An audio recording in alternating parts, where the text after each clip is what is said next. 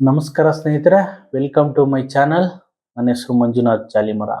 ಪ್ರಪಂಚದಲ್ಲಿ ಕೆಟ್ಟ ಮಕ್ಕಳನ್ನ ನೋಡಿರ್ತೀವಾಗ್ಲಿ, ಕೆಟ್ಟ ತಾಯಿಯನ್ನು ಯಾರು ನೋಡಿರೋಕ್ಕೆ ಸಾಧ್ಯ ಇಲ್ಲ. ಮಕ್ಕಳಿಗೋಸ್ಕರ ಒಂದೊತ್ತು ಉಪವಾಸ ಇಟ್ಕೊಂಡು ನನ್ನ ಮಕ್ಕಳು ಹೊಟ್ಟೆ ತುಂಬ ಊಟ ಮಾಡ್ಲಿ, ಚೆನ್ನಾಗಿರ್ಲಿ ಅನ್ನೋದನ್ನ ಈ ಎಲ್ಲ ಪ್ರಪಂಚದಾದ್ಯಂತ ಎತ್ತು ತಾಯಿಗಳು ಬಯಸ್ತಾರೆ. ತಮಿಳುನಾಡಿನ ಕೃಷ್ಣಗಿರಿ ಜಿಲ್ಲೆಯ ಕೆಲಮಂಗಲಂ ತಾಲೂಕಿನ ಚಿನ್ನಹಟ್ಟಿ ಊರತ್ರ ಒಂದು ಇನ್ಸಿಡೆಂಟ್ ಆಗಿದೆ. ಇವರಿಗೆ ಬಂದು ಭಾರತಿ ಅಂತ 25 ವರ್ಷ, ಇವರ ಪಕ್ಕದ ಮನೆ ಹುಡುಗಿ ಬಂದ್ಬಿಟ್ಟು 22 ವರ್ಷ. ಇವರ ಸಲಿಂಗ ಕಾಮಕ್ಕೆ ತನ್ನ 5 ತಿಂಗಳ ಮಗುವನ್ನ ತನ್ನ ಎತ್ತ ತಾಯಿಯೇನೆ ಕತ್ತು ಇಸ್ಕಿ ಸಾಯಿಸಿರುವ ಘಟನೆ ನಡೆದಿದೆ. ಇದ್ರ ಬಗ್ಗೆ ಪೂರ್ತಿಯಾಗಿ ಡಿಸ್ಕಸ್ ಮಾಡೋಣ. ಅದಕ್ಕೂ ಮೊದಲು ನೀವಿನ್ನೂ ನಮ್ಮ ಚಾನಲ್ ಅನ್ನ ಸಬ್ಸ್ಕ್ರೈಬ್ ಮಾಡಿಲ್ಲ ಅಂದ್ರೆ ದಯವಿಟ್ಟು ಸಬ್ಸ್ಕ್ರೈಬ್ ಮಾಡ್ಕೊಳ್ಳಿ. ಹಾಗೆ ಪಕ್ಕದಾಗಿರೋ ಬೆಲ್ ಐಕಾನ್ ಅನ್ನು ಒತ್ತಿಟ್ಕೊಳ್ಳಿ, ನೆಕ್ಸ್ಟ್ ಟೈಮ್ ನೋಟಿಫಿಕೇಶನ್ ಬರುತ್ತೆ. ಭಾರತಿ ಅನ್ನೋ ಹುಡುಗಿ 25 ವರ್ಷ, ಇವಳಿಗೆ 2 ಹೆಣ್ಣು ಮಕ್ಕಳು, 1 ಗಂಡು ಮಗು ಆಗುತ್ತೆ. ಮೊದಲನೇವರು 2 ಹೆಣ್ಣು ಮಕ್ಕಳು, ಇವಾಗ ಗಂಡು ಮಗು ಆಗುತ್ತೆ. ಫಸ್ಟ್ನೇ ಹುಡುಗಿಗೆ 5 ವರ್ಷ, ಸೆಕೆಂಡ್ನೇ ಹುಡುಗಿಗೆ 3 ವರ್ಷ, ಇವಾಗ ಹುಟ್ಟಿರೋ ಹುಡುಗನಿಗೆ 5 ತಿಂಗಳು.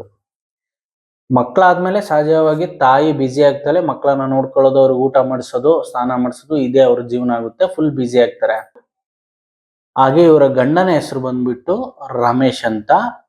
ಇವರು ಕೂಲಿ ಕೆಲಸ ಮಾಡ್ಕೊಂತ ಇರ್ತಾರೆ. ಇವರು ಕೃಷ್ಣಗಿರಿ ಹೈವೇ ಹತ್ರ ಚಿನ್ನಹಟ್ಟಿ ಊರ ಹತ್ರ ಇರ್ತಾರೆ. ಇವ್ರ ಜೀವನ ಸಾಗಿಸ್ತಾ ಇರ್ತಾರೆ. ಇವ್ರಿಗೆ ಅತ್ತೆ ಮಾವ ಕೂಡ ಇರ್ತಾರೆ.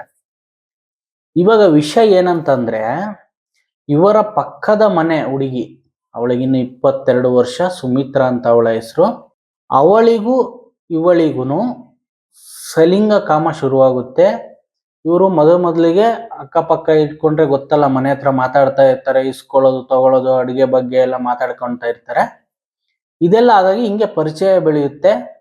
ಹಾಗೆ ಇವರು ಮೆಸೇಜ್ಗಳನ್ನು ಮಾಡ್ಕೊಳಕ್ ಸ್ಟಾರ್ಟ್ ಮಾಡ್ತಾರೆ. ಹಾಗೆ ಒಟ್ಟಾಗಿ ಸೇರಿ ರೀಲ್ಸ್ಗಳನ್ನು, ಇನ್ಸ್ಟಾಗ್ರಾಮ್ ರೀಲ್ಸ್ಗಳನ್ನು ಮಾಡ್ತಾರೆ. ಹಂಗೆ ಇವರು ತುಂಬಾ ಕ್ಲೋಸ್ ಆಗ್ತಾರೆ.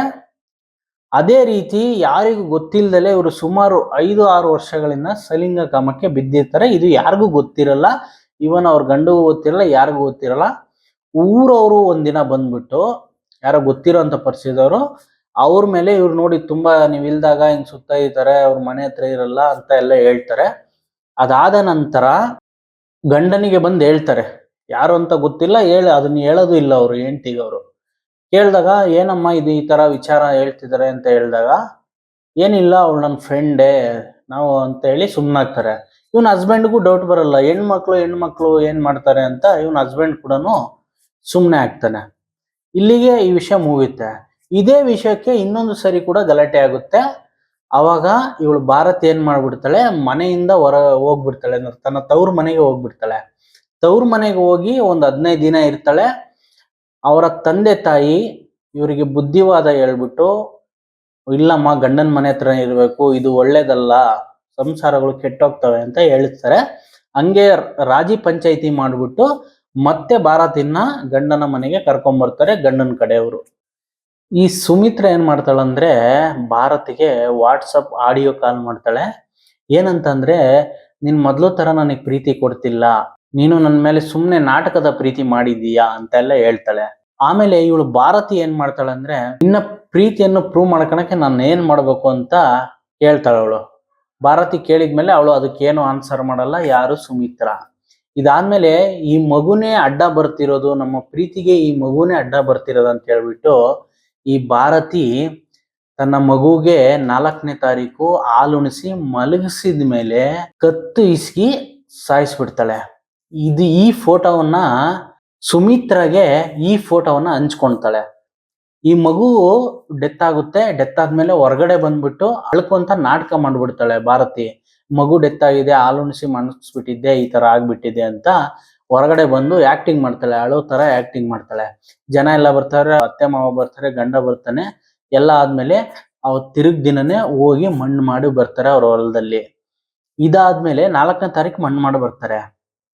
ಗಂಡನಿಗೆ ಒಂದು ಡೌಟ್ ಬರುತ್ತೆ, ಮಗು ಸತ್ತಿದೆ, ಯಾವಾಗ ನೋಡಿದ್ರೆ ಇವಳು ಮೊಬೈಲಾಗೆ ಮಾತಾಡ್ತಿರ್ತಾಳೆ, ವಾಟ್ಸಪ್ ನಲ್ಲೇ ಇರ್ತಾಳೆ ಯಾವಾಗ್ಲೂ ಅಂತ ಹೇಳ್ಬಿಟ್ಟು ಡೌಟ್ ಬಂದ್ಬಿಟ್ಟು ಗಂಡನಿಗೆ, ರಮೇಶನಿಗೆ ಹೋಗ್ಬಿಟ್ಟು ಮೊಬೈಲ್ ನ ಚೆಕ್ ಮಾಡ್ತಾನೆ.